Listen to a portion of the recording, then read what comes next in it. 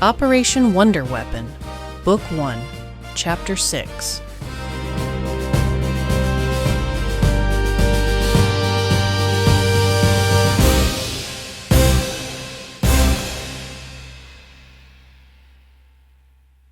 Alliance with the Reich. The castle balcony of Schattenhall jutted into the autumn air, cold and sharp with November frost. Maleficent stood at its edge, black robes trailing like smoke, her bandaged arm hidden beneath the folds. The green in her eyes caught the moonlight as she gazed over the valley. Below, the Reich moved with mechanical rhythm. Convoys of trucks snarled along the roads, headlights cutting pale lines across the dark. Tanks rumbled through the fields where orchards once grew, their engines drowning the crickets. Far above, the low drone of planes pulsed steady, carrying war farther than any dragon could fly. Maleficent's lips curled faintly. Once these valleys belonged to kings. Their banners lit the night. She gestured toward the headlights, the steel, the engines. Now, rats and iron shells scurry where fey creatures once played. Ryder stood a pace behind her, hands clasped behind his back, his coat stiff in the wind. The rats have unseated every throne. The Habsburgs, the Romanovs, the Kaiser. 1,000 years of crowns swept away in a single war. The peasant is king now. Or worse, he serves no king at all. Ryder stepped closer, his voice steady against the drone of engines. A nation with no crown, no prince. A throne of paper and law. There no one bows, not even to you. That is what you flew into. For a moment she was silent, her jaw clenched. Above, a squadron of planes roared overhead, their shadows sweeping across the balcony stones. At last she spoke, voice low and bitter. Then the world is lost. Ryder shook his head. Not lost, changed. And that is why we need each other. Her gaze cut toward him, sharp, searching. You are power, the kind peasant cannot build with factories and wires. You are fear, myth, are made flesh. We are resources, armies, machines that shield you until you rise again. Together, we remind the world that some forces cannot be reduced to paper or votes. She turned back to the valley, lips pressed thin, the headlights crawling like ants below. And if I refuse? His voice was calm as ever. Then you remain here, diminished, whilst the world forgets you again. But if you accept, we are the only stage left worthy of your fire. And you are clever enough to see that. Maleficent exhaled slowly, frost blooming in the night air. At last her lips curved, faint and sharp. Perhaps, little doctor, you are right. Perhaps the world needs reminding.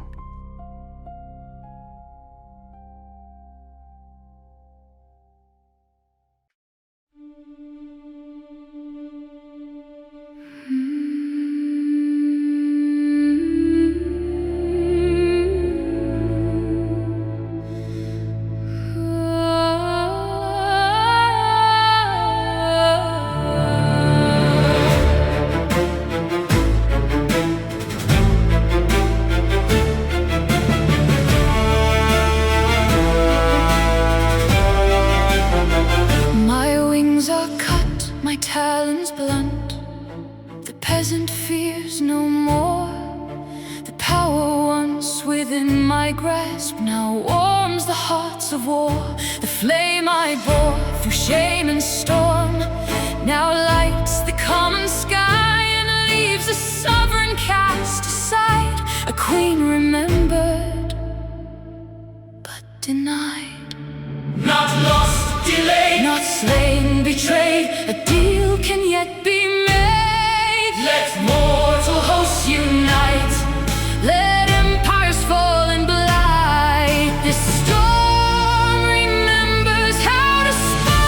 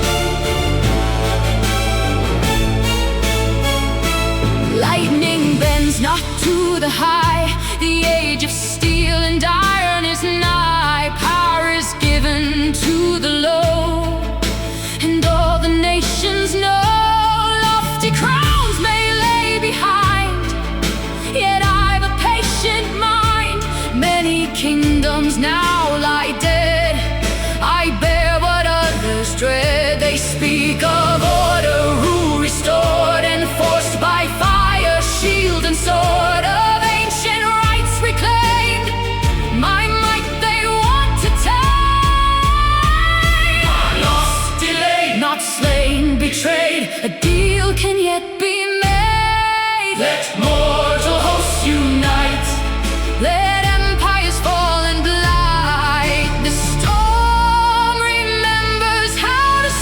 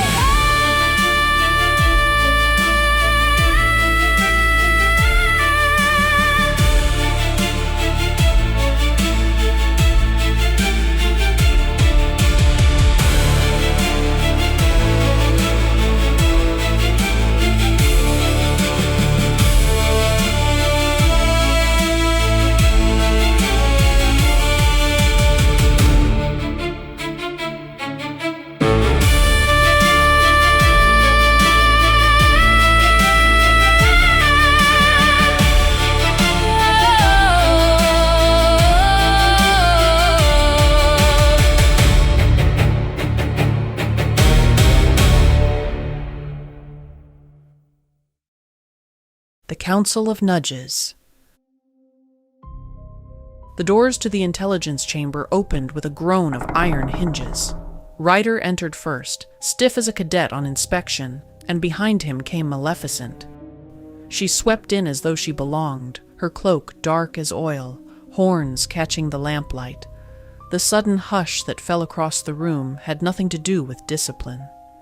Himmler rose from his chair at the head of the table. His face was a mask, but his pale eyes flicked briefly to Ryder. I had asked for this staff, he said, each word clipped. Instead, you return with its mistress. Ryder bowed his head. Sir, may I present Her Formidable Majesty, Maleficent, the Dark Fae. She is willing to offer aid to our endeavors, with the promise that we aid in restoring her ancient kingdom. Maleficent said nothing. She let the silence stand. Himmler's eyes shot daggers at Ryder. After a beat, Himmler extended a hand. You are a guest of the Reich. The words were courteous, but his tone left little doubt how unexpected her presence was. You may address me as Reichsführer Himmler. They led her slowly through the chamber. Maps stretched across the walls, bristling with pins and strings. Telephones crackled on side desks where clerks relayed reports. Ahnenerbe occultists whispered as they tended the mirrors, their surfaces rippling with brief images of their enemies. Officers moved with the self-importance of men too busy to admit how rattled they were. Himmler described the workings of the SS and their ambitions of world dominion. He explained how their operations functioned, how they've been giving the Allies a good thrashing on all fronts. Maleficent paused by the speaking mirror, her eyes lingering on the shimmer. She inclined her head. These are worthy. An achievement indeed to have two in one room. The officers exchanged uneasy glances, some emboldened, others unsettled. One of them cleared his throat and stepped forward, eager to impress. Celsius Curse. He said quickly. We have been preparing it for over a year. Russian seeded with the herbs, patiently saturating our enemies across multiple continents. All that remains is the chant. Can you do it? Dozens of eyes fixed on her, hungry. Yes. Maleficent said, her voice calm, unhurried. The chamber erupted into excited chatter. Plans for entire battalions cursed the world over. Allied armies shattered, sweeping devastation that would turn the tide of war. Their voices overlapped, greedy, fever-bright. Maleficent lifted her hand. The room stilled. Large curses cannot be stacked, she said coldly. They must run their course. One tide must ebb before another may rise. Between them, he will have to rely on nudges. The officers frowned, muttering the unfamiliar term. Nudges? Her lips curved faintly. Not storms, but breezes. Not avalanches, but pebbles. A curse bends fate in sweeping arcs, but nudges turn the wheel by inches. A mislaid ration, a convoy delayed, a general tripping on his own stairs, subtle hands shaping the outcome until the next great curse may fall. At the head of the table, Himmler's irritation had cooled to calculation. His voice was quiet, thin as a blade. Explain then these nudges. Maleficent inclined her head. It was not obedience, it was permission. The officers convened. The chamber was crowded with the Reich's highest men, generals, party officials, and SS commanders seated beneath banners heavy with smoke. Ryder sat at his usual place at the large table. Once all the relevant officers were gathered, Maleficent rose from her chair, tall and terrible. She moved with the unhurried poise of a professor about to begin a lecture. When she spoke, her voice slid through the chamber like velvet on a blade. You clamor for miracles, she began, eyes glinting. Storms, plagues, curses to shatter armies. But understand this first.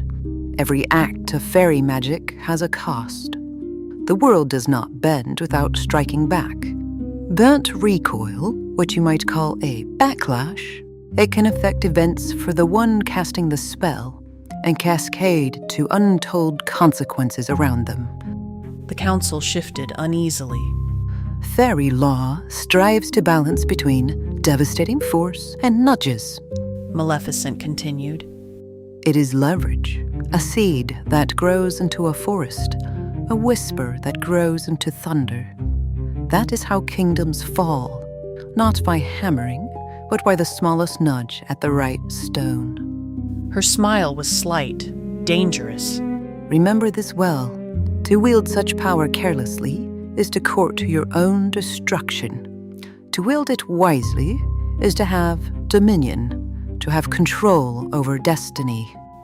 She let the silence linger, her gaze passing over the assembly, before settling last on Ryder. He inclined his head, composed as always. After digesting Maleficent's lecture, officers leaned over the paper landscape, no longer barking demands for miracles, but speaking in careful, deliberate tones. Maleficent reclined at the head of the chamber like a dark tutor, eyes half-lidded, listening as her students wrestled with her doctrine. Italy bleeds us most, Kaltenbrunner said, tapping the Gustav line with a finger stained by tobacco. The Allies batter it day after day. To fortify every trench would shatter the bearer. But a single citadel, enchanted stone that refuses to crumble, might hold them in place for months. Murmurs of approval circled the table. Maleficent inclined her head. That is a nudge. Across the map, Yodel drew his pencil across the channel. We cannot sink their fleet, but fogs, storms, shadow delays, enough for timetables to slip, for a tempest to fray. The invasion may collapse beneath its own weight. Ribbentrop smirked thinly. Abandon Eisenhower waking each dawn to another cancelled embarkation. Even the English will lose heart. The east. Miller pressed, voice low. The red only swarms. We cannot hunt them outright, but curse when crossing. The Nibiru, perhaps. Flood it, stall their tanks. And the Americans, Himmler said at last, eyes fixed on Reiter. the atomic project. Too far for us to reach, but perhaps not beyond the sorceress. Reiter steepled his fingers, his voice calm. Not their laboratories. That would expose us. Instead, a single scientist. Fatigue, confusion, a faltering hand, one wrong calculation. The project limps for years. The council sat in hushed agreement. It was now a council of nudges. Men who once demanded thunderbolts now whispering about delays, missteps, single threads to unravel the tapestry. Maleficent's green irises glittered with approval. At last, She said, her smile slow and cruel. you begin to think like fairies. A sliver of hope. The same frescoed chamber in Naples that acted as Allied HQ was stale with cigarette smoke and chill from the November air. In addition, seemed more hostile than before. Aides scurried at the edges with folders, but the center of the table was bare, save for a pigeon crate, and a small stick laid neatly beside it. You call this assembly for a bird? Major Ellison stood stiff at John's side. Not just a bird, sir. It made repeated flights at my captain's squad, and it carried this. He tapped the wand-shaped stick. Brigadier Godfrey leaned forward, frowning. Looks like kindling. John swallowed, then spoke for the first time, voice muffled in his leather mask, but firm. Not firewood, sir. It's a signal.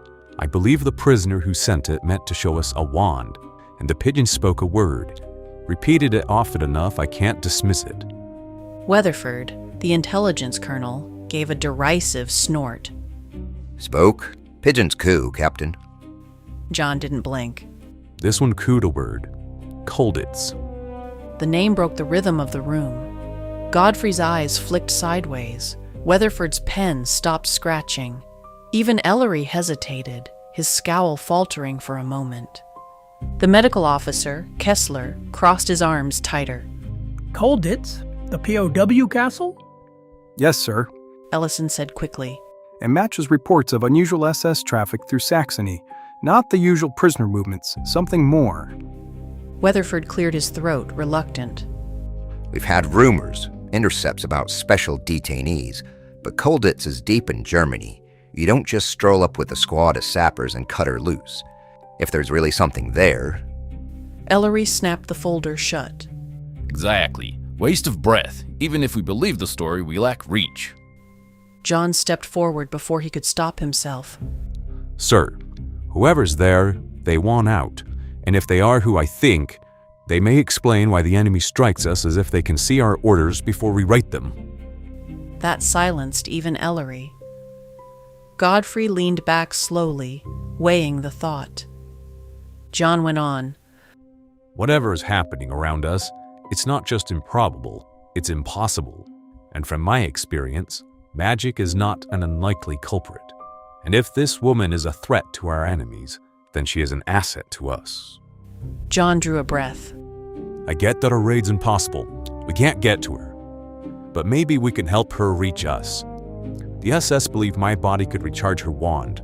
They were right. That means even a fragment of me may carry the same charge. Small enough for the pigeon to carry. If this person is as powerful as I heard discussed among the SS, she can summon the strength to escape. Weatherford leaned back, skeptical. Even if this prisoner slips the walls, where do they run? We can't have agents lingering on riverbanks for weeks waiting for a witch, as your intel suggested, to stroll out of a castle. Ellison stepped in. Then we make it bounded. One landmark, river. She'll know which one. And a time, midnight. We tell our contacts to patrol the mold for a set span, no more than a week.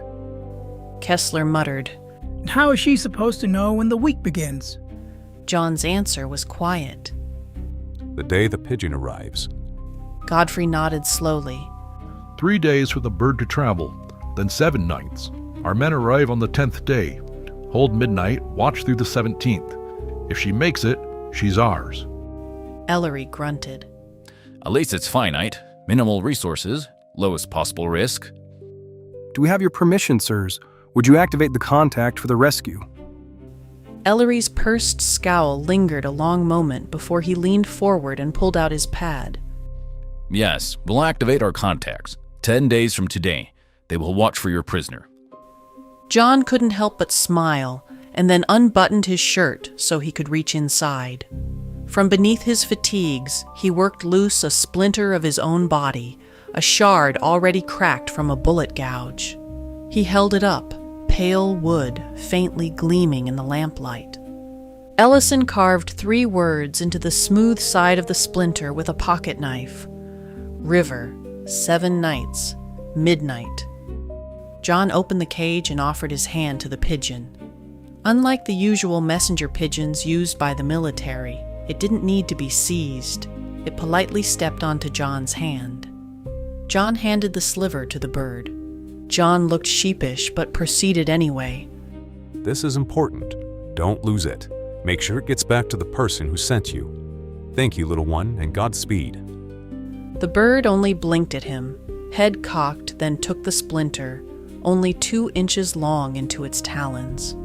Everyone curiously followed as John walked the pigeon out of doors and held it aloft. The pigeon took flight and banked north. For a long moment, no one moved. Then Ellery exhaled and muttered, Heaven help us, we're pinning hopes on a dang pigeon. The pigeon Cherami didn't let us down in the Great War. John pointed out. Ellison reluctantly agreed. I'll send her my regards when next I visit her stuffed carcass in the Smithsonian. Ellery noted sarcastically. Nudging Oak Ridge. At Oak Ridge, the night shift had settled into its rhythm. Steam hissed through pipes, the din of machinery muffled only by the clatter of typewriters. One of the engineers leaned back from his panel, rubbing his temples for what felt like the 10th time in as many hours. The numbers blurred together. His fatigue was a weight pressing down on every calculation. A sharp hiss drew his attention. A pipe along the wall bulged, then burst, spraying boiling water in a fine mist. Shouts rose, men rushed to cut valves, notebooks and slide rules abandoned in a puddle of scalding steam. The chain of work staggered, momentum broken. In another location, a fatigue-stricken physicist stared at his chalkboard. A single correction he should have made days ago eluded him, slipped again through his fingers. He pressed his palms to his eyes, muttering, Just can't think. Miles away across the ocean, the disturbance had already been written. In the Vivelsburg intelligence chamber, Maleficent stood before the beast's seeing mirror. The orb of her staff pulsed faintly, casting green light across the stone interior. The image of the American facility swam across the glass. A scatter of men scurrying through steam, the chalkboard smudged by a tired hand. Her expression was unreadable. She did not conjure storms or fire. She whispered only a word, the faintest breath. The mirror shimmered, and the pulse of her staff subsided. The work at Oak Ridge would continue. Yes, but slower, heavier, less certain. That was enough. Maleficent turned from the mirror, her cloak sweeping behind her, the officers whispering eagerly in her wake. These were not storms, but breezes, not avalanches, but pebbles, and the pebbles had begun to fall. Matron escape. Gray light pooled over Colditz Castle, its towers cutting sharp against a misted Saxon sky. The Mulde River gleamed faint below, indifferent to the fortress perched on its bluff. Sentinels paced the walls, rifles on their shoulders, boots scuffing on ancient stone. No one noticed the pigeon. It wheeled once, then alighted on a parapet, feathers ruffled from the long flight. It cooed insistently, head bobbing. To the guards it was nothing, another bird on another day. From barred windows below, prisoners leaned out, watching. One tapped his comrade's shoulder. Isn't it late in the year for making calls? Another muttered. Forget the bird. The tunnel's nearly ready. Shut up before they hear. The conversation faded into the corridor. From a crack in the wall, a small shape emerged. A mouse, whiskers twitching. It crept onto the parapet where the pigeon had set down its burden. The sliver of pale wood gleamed in the weak light. The pigeon cooed once more, sharp, insistent, then pattered aside. The mouse seized the fragment in its teeth and vanished into the stonework. Down stairwells, along beams, across chill floors it scurried. Prisoners whispered plans in their cells. The glider in the attic, rope sewn from sheets. But none noticed the tiny courier slipping past their bars. Deeper it went, until the air grew damp and the torches fewer. Into the cellar vaults, where no barred windows gave light. There it stopped before a heavy door. A crack wide enough for whiskers, then shoulders, then tail, and the mouse wriggled through. Inside, the matron stirred. Her shroud was coarse wool, her body thin, hair matted. Chains rattled as she shifted, blinking in the dark. The mouse dropped the splinter onto her lap. She reached for it slowly, uncertain, fingers brushing its grain. At once it warmed against her palm. Faint light spread, soft and blue, spilling across the stones. Her breath caught. Scratched into the wood were words, rough but legible, illuminated from within. River. 7 days, midnight. She stared, the glow reflecting in her tired eyes. Her lips curved faintly, almost a smile. Midnight, she murmured, voice hoarse but touched with irony. Always midnight with me, isn't it? The glow steadied, brightening the cell. For the first time since her capture, the fairy godmother held a sliver of hope.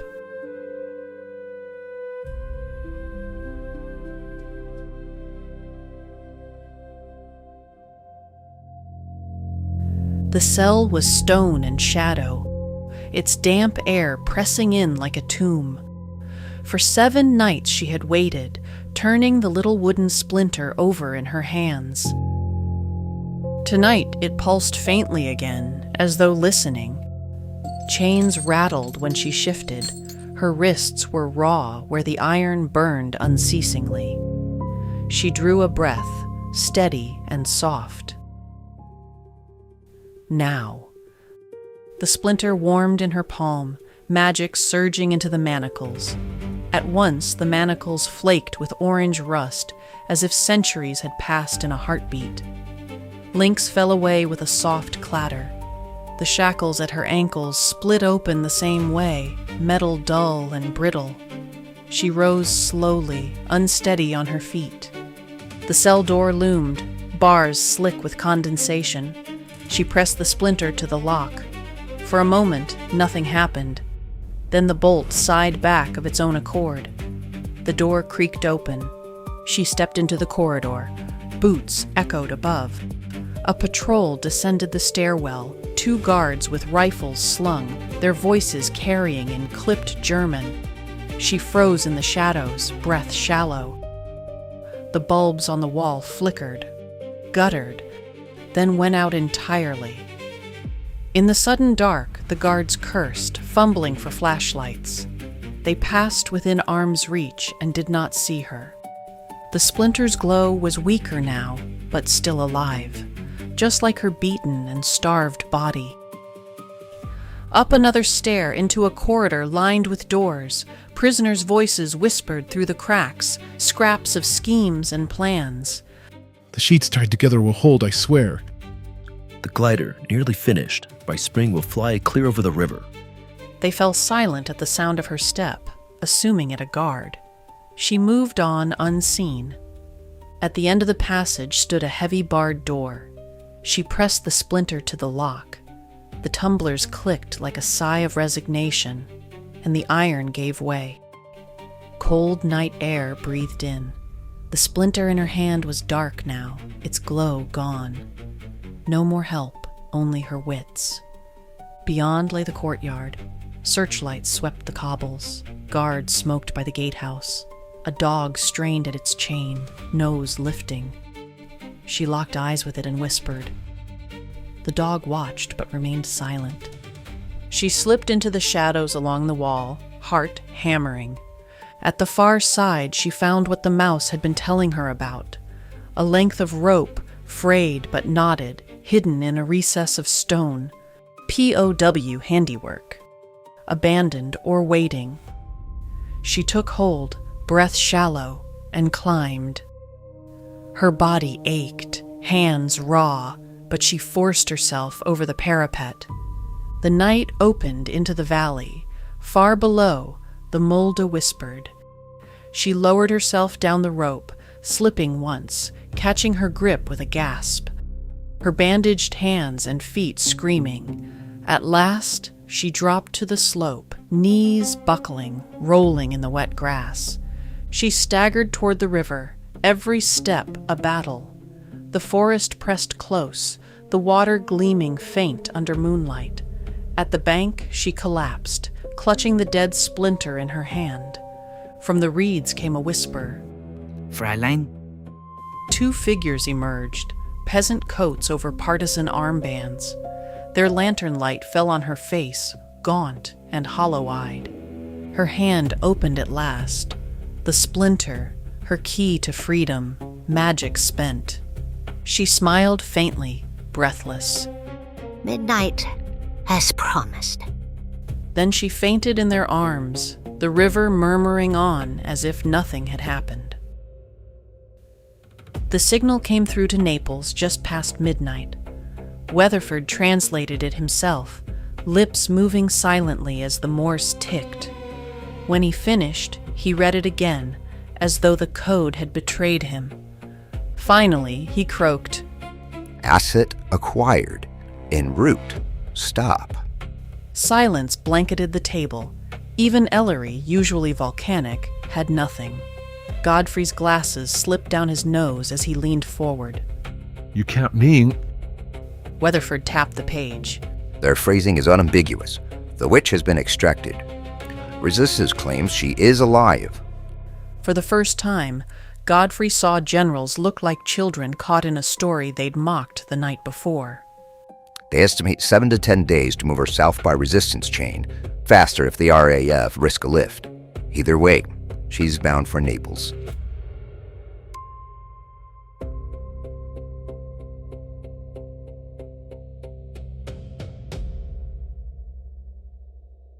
Rangers. Back at the front lines, the sun burned low over the valley, throwing long shadows across the cratered road. Engineers sweated under their helmets, prying twisted metal from the rubble of a blasted culvert. John worked silently, broad shoulders bent, goggles fogged with dust. Each swing of the pickaxe rang through the cut. From a group leaning on their shovels came a mutter loud enough to carry, "Careful, don't scuff his paint. That's government property." Snickers. Another voice. Looks like March of the Wooden Soldiers came to life. Ease up, Charlie McCarthy. You're jaws flapping. Think his sister is a Cupid doll? Laughter rolled down the line. John's grip tightened on the pick, but he didn't look up. He drove the blade into the earth again, rock and dirt scattering. Ray straightened, eyes narrowing. "Funny thing," he said loud enough for them to hear. "Charlie McCarthy never lifted a rifle in his life. This one just saved yours a week ago." Nick stepped forward, quiet but deliberate, eyes flat. Say it again, he told the nearest laugher. Say it where he can hear you. The group fell suddenly busy, shovels biting the dirt. Their laughter thinned into mutters. John paused, leaning on his pick. Dust streaked his gloves as he wiped at the goggles. A few weeks ago, it would have cut deeper, but the daily loyalty of his squad had steadied him. Major Ellison appeared at the road's edge, conferring with a lieutenant over maps. His gaze cut toward the jeerers. Back to it, all of you. And mind your tongues. Captain Zimmerman's earned more than your respect. The men bent instantly to work. Ellison turned back to his papers without another word, but the weight of his voice lingered. Engines growled from the ridge. 3 jeeps rolled down the cut, cleaner than any mud-caked convoy truck. Men in dark fatigues dismounted, broad-shouldered, hard-eyed. On their sleeves, black patches with yellow lettering. Rangers. They moved with brisk precision, boots snapping against stone. The nearest sergeant barked, "Which one is Zimmerman?" Work slowed. Heads turned. John set down the pickaxe, straightening, hand raised. "Here." The sergeant's eyes narrowed. "Remove the mask." John hesitated. Nick shifted at his side. Slowly he removed his helmet. Goggles and hood came off. His wooden face caught the light. The Rangers froze. A couple exchanged looks, half shocked, half sneering. One muttered, "Heaven almighty, they weren't kidding." Another shook his head, disgust curling his lip. "This is what they're giving us? A doll?" The jeerers snickered in validation. "Orders are orders. You're coming with us." "What's this about?"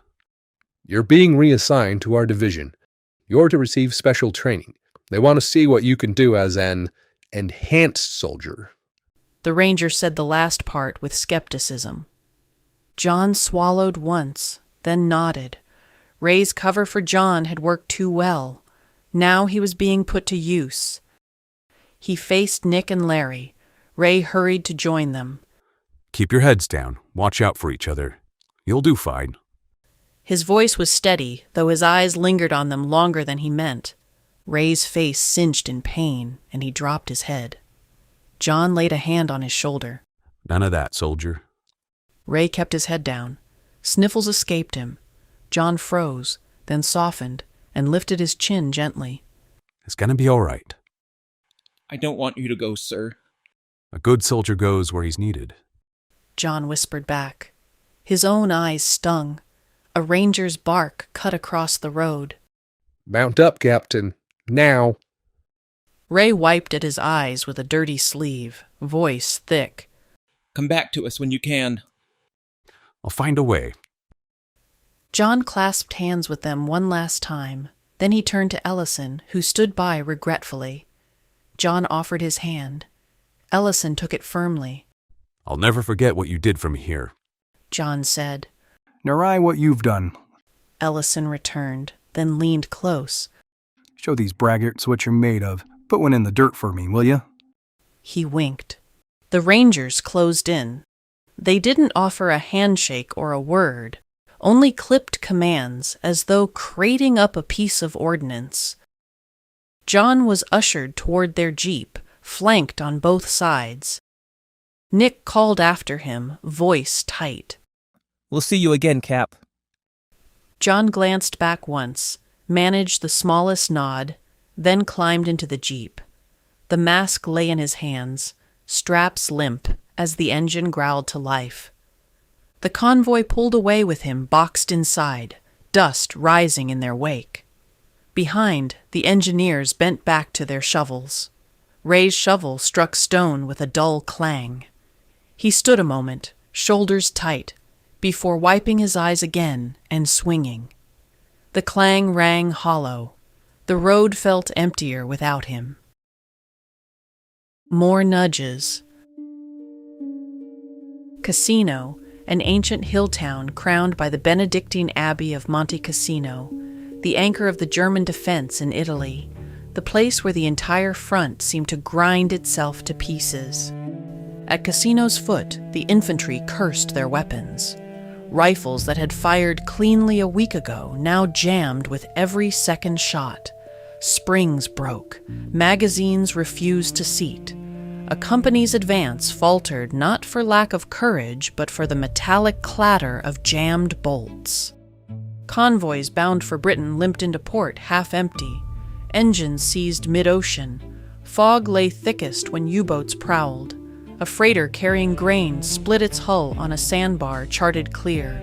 Sailors muttered that Neptune himself had turned against them. Allied airdrops scattered like children's toys. Food fell into empty fields. Crates of ammunition smashed on rocks. In villages, desperate hands opened packages marked with the Cross of Lorraine, only to find them spoiled, mold creeping where none had been before. Couriers in Warsaw swore their maps betrayed them. Where for months the maps were reliable, suddenly the same maps were a confusing mess, nothing lining up where it ought to on the real battlefield. Resistance cells wandered in circles until they were caught. It wasn't always, only often enough to sap courage, to make men whisper of betrayal. Maleficent watched through the seeing mirror, the SS officers standing in silent awe as she worked. Their enemies scrambled, thwarted, defeated, and none the wiser that it was orchestrated and not merely bad luck.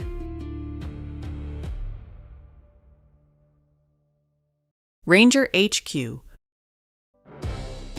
The Ranger convoy wound into a hidden valley, the peaks closing in like a fortress of stone. Camouflage nets sagged between pines, blotting out the sky. Beneath them sprawled a camp that didn't exist on any roster.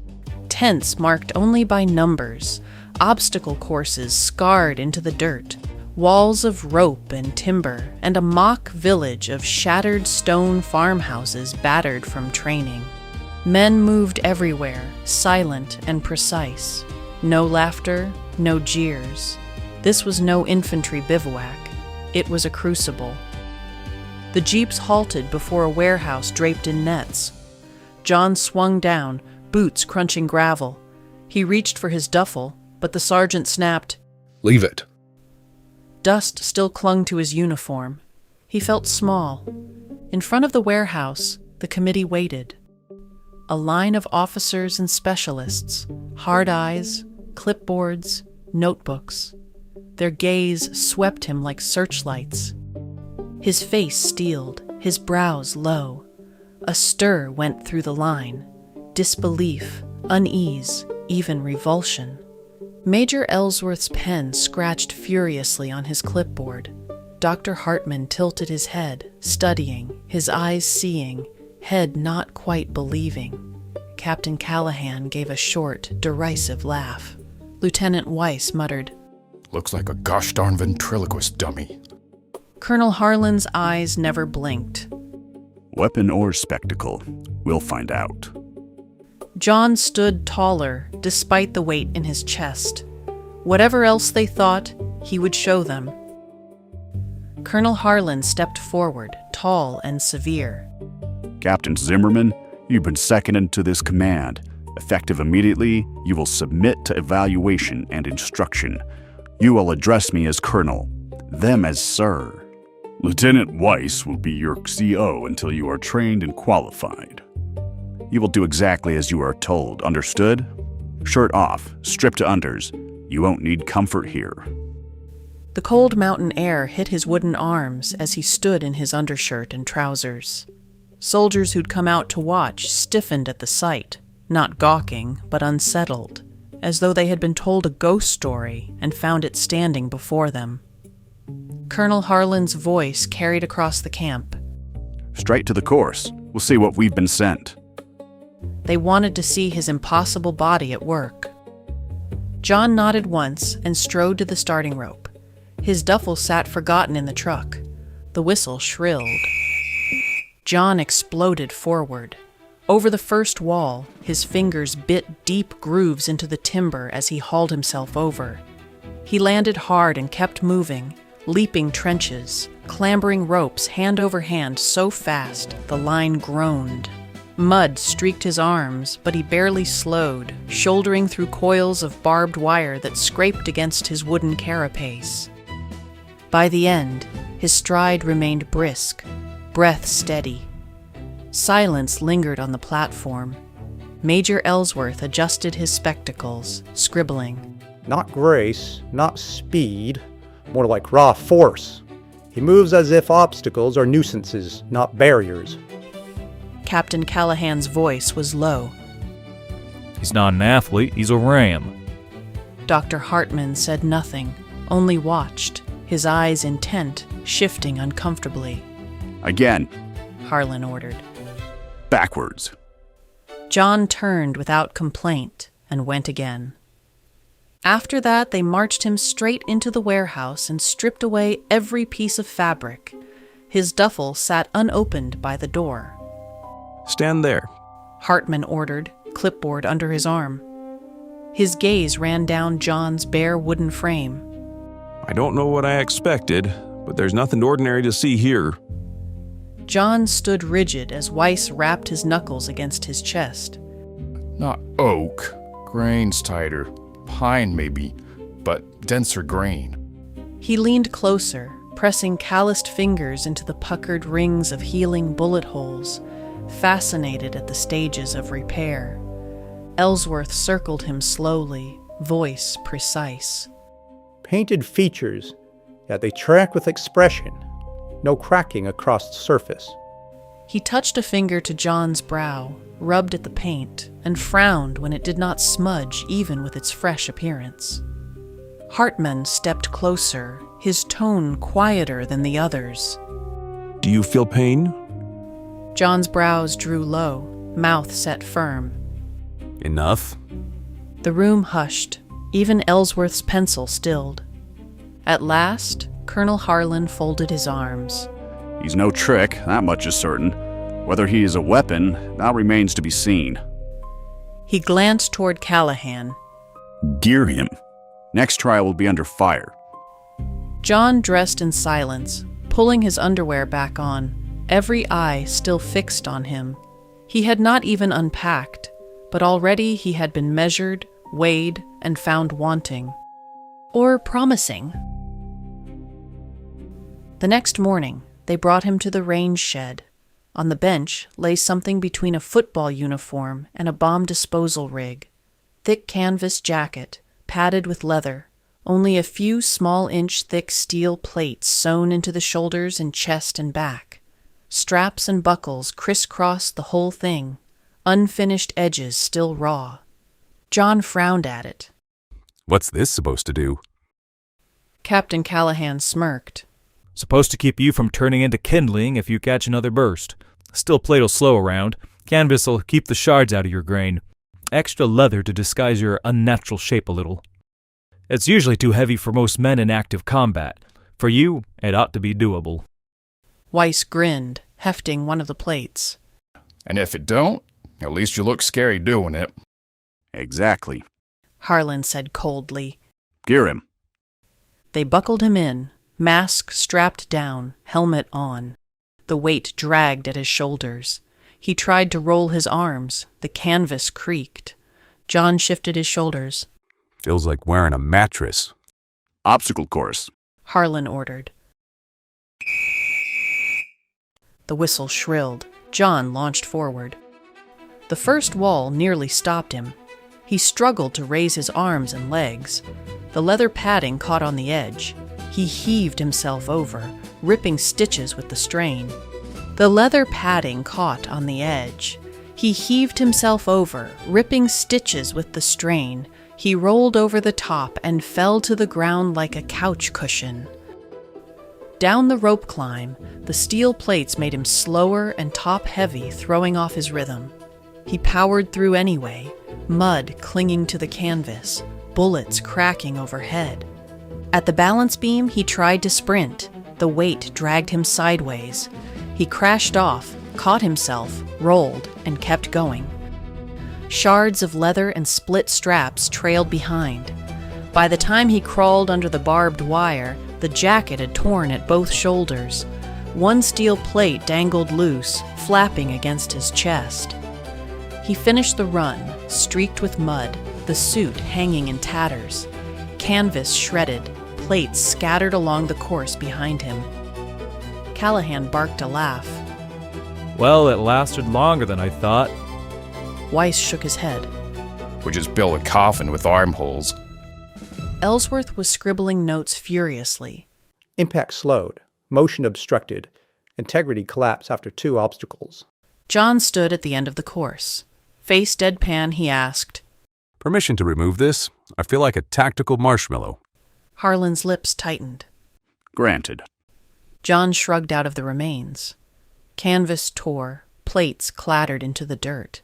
He stood in his undershirt again, shoulders squared. Hartman was the only one to speak softly. You carried it anyway. Harlan gave a single nod.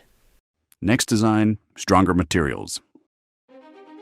By the 3rd day, they had moved on from the obstacle course and brought him into the mat room, a drafty warehouse lined with straw pads and canvas dummies.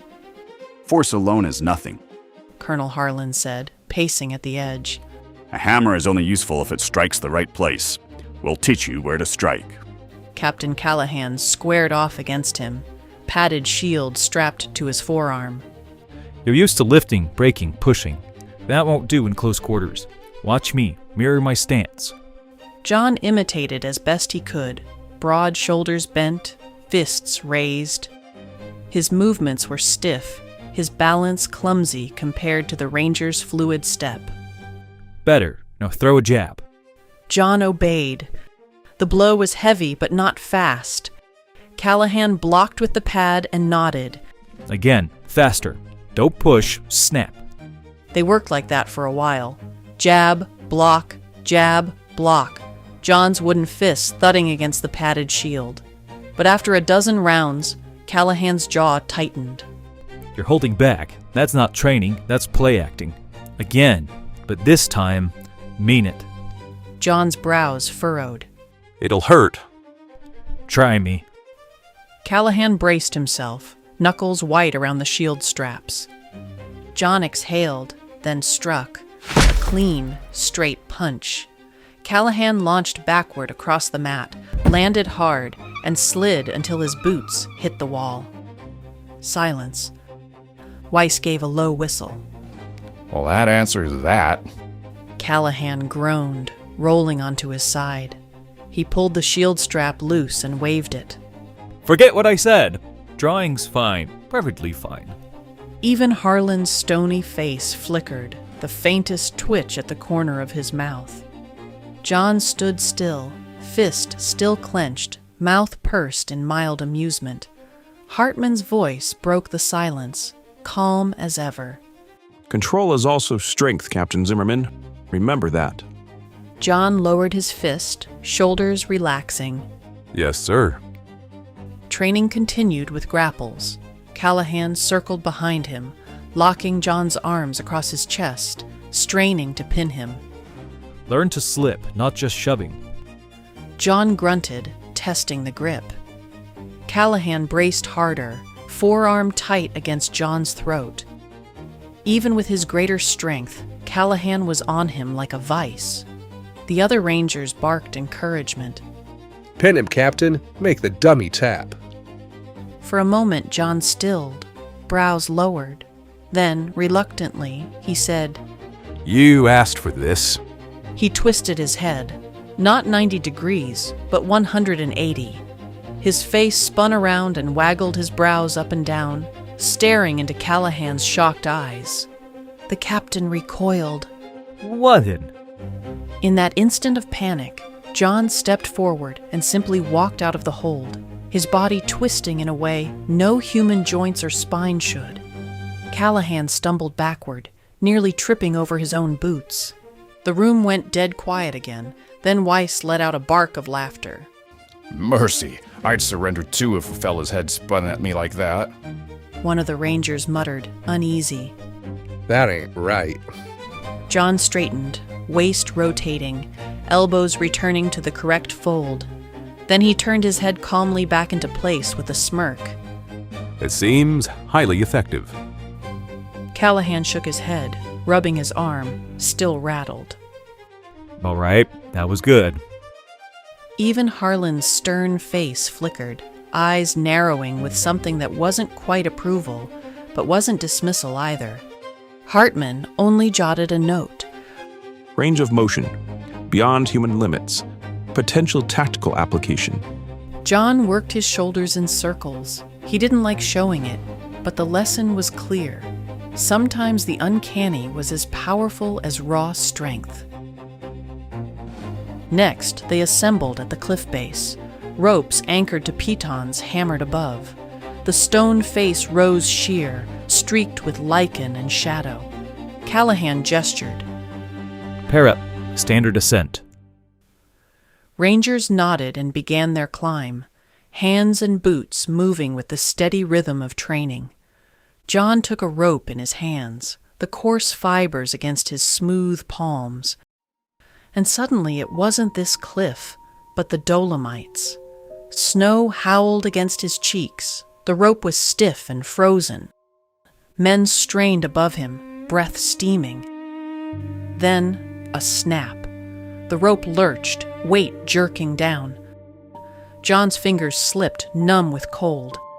His comrade's scream tore into the fog as the figure plummeted, rope whipping free. John clawed for it, grabbed it. The rope sawed his palms before sliding free. White emptiness swallowed the man whole. He blinked hard, blue eyes staring into memory. The roar of snow faded back into wind, roaring through pines like the sound of a river, and murmured orders. His chest tightened, hands locked on the rope. Zimmerman! Zimmerman! Harlan barked from behind. Climb! John's jaw set. He released the rope entirely. Instead, he pressed his wooden fingers into the stone, gouging holds where none should be. He climbed hand over hand, boots wedged against sheer face. Rock cracked beneath his grip, but he moved upward with mechanical certainty. Rangers froze mid-climb as he scuttled past. Weiss muttered, "Forget ropes. He's going up like some blasted insect."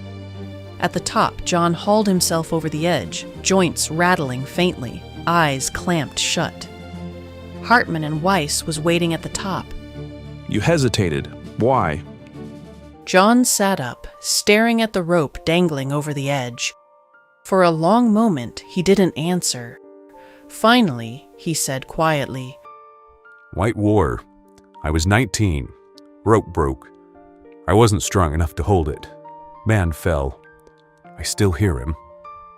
Silence held between them, the sound of rangers scrabbling from below.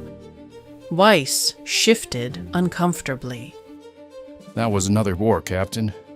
You're here now. You climbed. Every man's lost someone. You found a way. That counts. Hartman's voice carried gently. Fear remembered is not weakness. Fear remembered and overcome. That is resilience. Harlan's call came from below. Next exercise. John rose slowly, dusting his hands on his trousers. The scream still echoed in his mind, but he forced it down. He couldn't let the past stop him.